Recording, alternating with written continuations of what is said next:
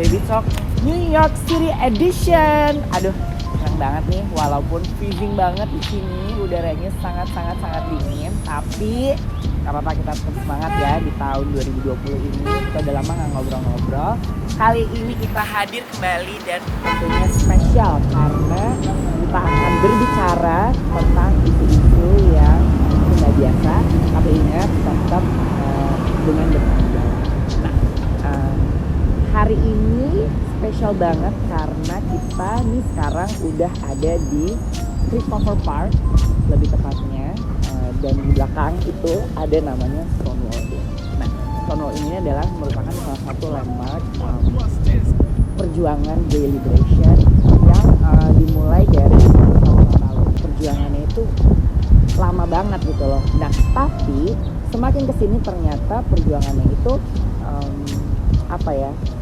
semakin bergeser sama mungkin apa yang sekarang disebut dengan queer movement.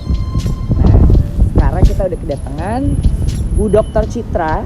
Halo. Dari Columbia University, dan dia adalah seorang pakar jurnalisme dan media.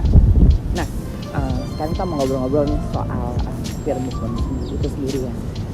Kalau aku perhatiin ya, sekarang tuh banyak banget media, khususnya media Amerika yang mulai ngasih porsi yang lebih atau mulai banyak merepresentasikan queer ini sendiri. Ya, misalkan nih, kalau nonton Netflix gitu kan ada Pose, ada kayak dulu sempat ada Glee, ya, terus ada misalnya ada RuPaul's Drag Race, terus sekarang juga mulai banyak ada Euphoria gitu, terus sekarang mulai banyak juga figur-figur atau karakter-karakter yang based on queer gitu, karakter queer tersebut.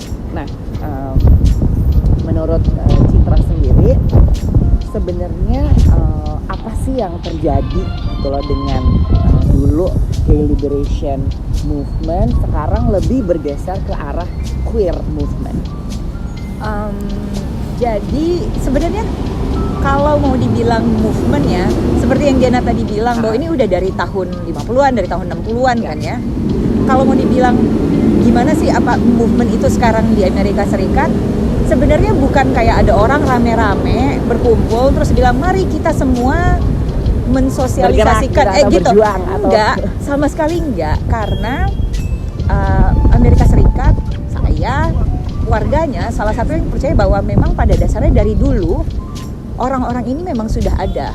Orang-orang ini yang LGBTQA sudah ada. Cuma memang sekarang karena masyarakatnya sudah lebih toleran, masyarakatnya lebih progresif, masyarakatnya lebih melihat kemanusiaan di sisi orang-orang lain, jadi mereka berani untuk berbagi, terbuka, untuk lebih kelihatan dalam berpartisipasi dalam masyarakat. Jadi sebenarnya itu. Jadi memang sebenarnya bukan bukan sebuah gerakan untuk kayak misalkan ayo rame-rame kayak mau promote gitu. Ya demo gitu nggak ada. Ya cuman lebih ke memang lebih isunya adalah lebih ke rights kan, kayak penerimaan bahwa kita semua manusia sama, punya hak yang sama gitu loh untuk hidup dan lain sebagainya. Plus mungkin kalau untuk queer movement itu sendiri mungkin adalah karena sekarang orang-orang lebih progresif, lebih terbuka, lebih belajar memahami dirinya sendiri dan juga lingkungannya lebih baik, jadi mungkin lebih menerima. That's why lebih masyarakatnya tuh lebih terbuka gitu loh, seakan-akan seperti sebuah movement. Iya. Karena toleransinya jadinya bareng-bareng dulu, ya kan? Which is a beautiful thing to do. Exactly. Terus kalau misalkan ngomongin soal queer itu sendiri, sebenarnya mungkin banyak teman-teman babyku yang masih bingung sebenarnya apa sih yang disebut dengan queer itu gitu. Soalnya kan ya mungkin sedikit banyak ada yang A, B, C, cuman kan pada bingung ya. Menurut Citra sendiri itu sebenarnya apa sih yang disebut sama queer? Jadi gini loh, banyak orang kalau dengar kata queer, LGBT atau apa tuh kayaknya langsung tegang gitu kan ya bahunya ya. Queer itu pada dasarnya adalah segala sesuatu yang tidak heteronormatif. Jadi tidak lurus sebenarnya. Tidak laki-laki dan perempuan berdua aja. Jadi sebenarnya di Indonesia udah banyak dari dulu gitu ya. Iya, kalau tidak heteronormatif, orang-orang yang poligami itu sebenarnya queer juga. Ya. Jadi kalau mau toleransi ya udahlah, biar sama rata. Jadi berarti apa yang disebut sama queer itu sebenarnya yang tidak heteronormatif gitu Ya, kan, ya. yang tidak misalnya Tidak kawin laki-laki, sama perempuan, satu, berdua aja. Berdua aja. Jadi Ya. sebenarnya banyak Banyak yang bentuknya bisa. masuk dalam Yes. kategori queer itu Jadi sendiri. bisa poligami, bisa poliandri, bisa lesbian, bisa homoseksualitas, bisa aseksual, orang yang nggak suka sama apapun itu juga termasuk. Pokoknya atur deh ya. Atur. Pokoknya. Betul. Nah, tapi kalau Citra kan udah lama nih ya tinggal di New York gitu, di Amerika Ya. Serikat sendiri. Tapi kan juga tetap monitor dong kondisi Indonesia sendiri. Nah, apa sih yang ngebedain kondisi di sini sama kondisi di Indonesia? Mungkin kalau saya cuma bisa bicara dari representasi media ya. Bedanya adalah kalau di sini kita tuh sudah normalisasi. Oke. Jadi sedangkan kalau di Indonesia kalau orang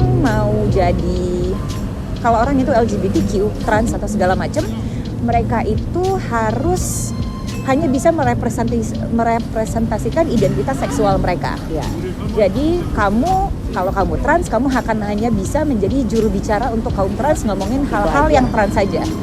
Sedangkan kalau di sini, saya kerja bertahun-tahun di Columbia University. Dosen lain yang lesbian banyak, dosen lain yang homo banyak. Mereka dosen, kita tanyain mereka sesuai dengan keahlian mereka. Ada yang engineering, ada yang ahli politik, ada yang ahli statistik. Mereka semua bisa berkarya yang tidak ada hubungannya dengan orientasi seksual mereka. Di Indonesia itu masih sangat jauh. Ya. Karena kalau ketemu sama orang yang berbeda, kita masih nggak bisa melepaskan identitas seksual tersebut dari orang itu. Oke. Ibaratnya berarti di sini tuh semua orang dihargai sama, Ya. regardless orientasi seksualnya atau Ya. identitas gendernya atau apapun Ya. itu backgroundnya, pokoknya Ya. selama lo jago Ya. dalam bidang lo Ya. gitu ibaratnya ya, Ya. you will be rewarded gitu, you Ya. will be valued gitu lah ya, lebih bisa dihargai. Ya. Oke. Nah sekarang kalau misalkan dari media sendiri nih, apa sih challenge di Indonesia nih lebih tepatnya, gimana supaya kita bisa merepresentasikan queer ini sendiri dengan lebih baik?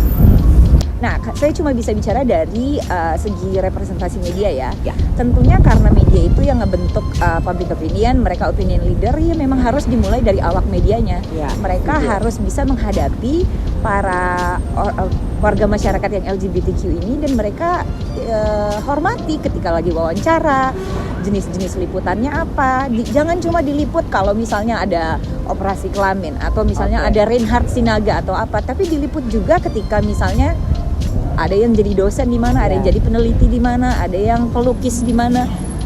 Those are the things yang harus diangkat ke masyarakat supaya mereka tahu bahwa they're just regular people yang berusaha berkarya. Oke. Berarti nggak cuma sensasi aja, tapi Exactly. juga misalkan prestasi. Terus Yes. juga tidak shaming kali ya, maksudnya Exactly. kayak kita mungkin dalam melihat sesuatu tuh jangan dari frame tertentu, cuman dari posisi yang lebih netral gitu berarti kan? Ya. They are human Oke. as us. Jadi if any questions you wanna ask me, the way you ask me, ask Ya. them the same way. Setuju banget. Ya. Setuju banget. Oke, kalau gitu it's a very nice talk walaupun dingin-dingin kayak gini. Oh my god, dingin banget. Thank you banget Citra. Udah agree duduk-duduk dan ngobrol soal queer movement di sini. Nanti buat teman-teman babyku nih yang mungkin enjoy obrolan kita, bisa di komen dan juga jangan lupa di subscribe channel YouTube kita. Dan kita masih ada episode selanjutnya, jadi jangan kemana-mana. Oke, jadi saya Dena Rahmat. Saya Diani Citra. Sampai jumpa di Baby Talk episode selanjutnya.